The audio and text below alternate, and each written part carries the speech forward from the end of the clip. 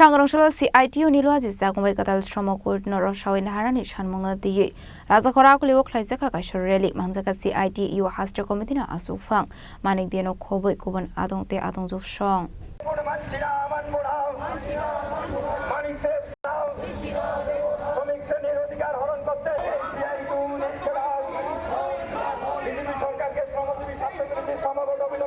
আসলে রেলনি বিসিংতে কেন্দ্রীয় হাবাংনো দাগদিন শ্রম কদ্রসনা নিশান মতি শাখা CITU হাস্টে কমিটি আসুফাং মানিকদে 2019 এ সংখ্যাগরিষ্ঠতা জুড়ে শ্রমিকদের মজুরি সংক্রান্ত যে সুযোগ সুবিধাগুলো ছিল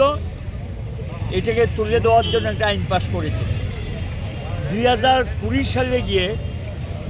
সেখানে ইন্ডাস্ট্রিয়াল ডিসপিউট অ্যাক্ট সামাজিক নিরাপত্তা এই জাতীয় 29টা শ্রম আইনকে সমাধি দিয়ে দিয়েছেন অর্থাৎ তামাদি শেষ করে দিয়ে 4টা কোর্টের মধ্যে একটা কোর্ট 19-এ পাশ করিয়েছেন বাকি 3টা কোর্ট 2020 সালে পাশ করিয়েছেন তীব্র শ্রমিক আন্দোলন সারা দেশে ছড়িয়ে পড়ে শেষ পর্যন্ত বাধ্য হয়ে তারা এটা কার্যকরী করা থেকে বিরত থাকে এখন লক্ষ্য করা গেছে 21 তারিখ এটাকে কার্যকরী করার জন্য নভেম্বরে 21 তারিখে এটাকে কার্যকরী করার লক্ষ্যে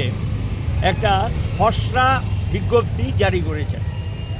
সারা দেশেই আমরা বিক্ষোভে নেমেছি বিক্ষোভে ফেটে পড়েছে গোটা দেশ ধর্না ঘেরাও সারা দেশে ছড়িয়ে পড়েছে আন্দোলন যেটা আমরা কার্যকরী করতে দেব না এটা মূলত এটা হলো গিয়ে শ্রমিকদেরকে মালিকদের দাস একটা সরকার বসে আছে দিল্লিতে এবং রাজ্যগুলিতে বিজেপি সরকার এবং এরা মালিকদের সেবাদাস হিসেবে কাজ করছে সেবাদাস তার প্রভুদেরকে সেবা করার জন্য 50 কোটি শ্রমিকের ভবিষ্যৎ তার সামাজিক নিরাপত্তা তার বেতনের নিরাপত্তা তার কাজের নিরাপত্তা তার ধর্মঘট করার অধিকার প্রতিবাদের অধিকার সংগঠিত হওয়ার অধিকার মানে ইউনিয়ন করার অধিকার সব কিছুকে ধ্বংস করে দিয়েছেন এগুলো ব্রিটিশ শাসিত ভারতবর্ষ থেকে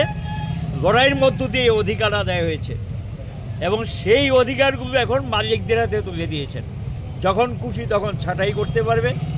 যা খুশি তা বেতন দিতে পারবে এবং তার বিরুদ্ধে সংগঠিতভাবে প্রতিবাদ করা যাবে না তো অধিকার বলতে তো কিছুই রইল না এবং এই 29টা আইনের মধ্যে ভারতবর্ষের কেউ আর বাদ নেই শিক্ষক কর্মচারী থেকে আরম্ভ করে যারা তারা শুধু তাই না ভবিষ্যৎ প্রজন্ম যারা তাদেরও কাজ পাওয়ার কোনো সম্ভাবনা থাকবে না এবং কাজ পেলেও নামমাত্র বেতনে তাদেরকে কাজ করতে হবে এবং সেই কাজটা হবে অনিশ্চিত কাজ রাজখরা আগলের নিশ্চিমে প্রলম্নে কক্থম চিনি খরা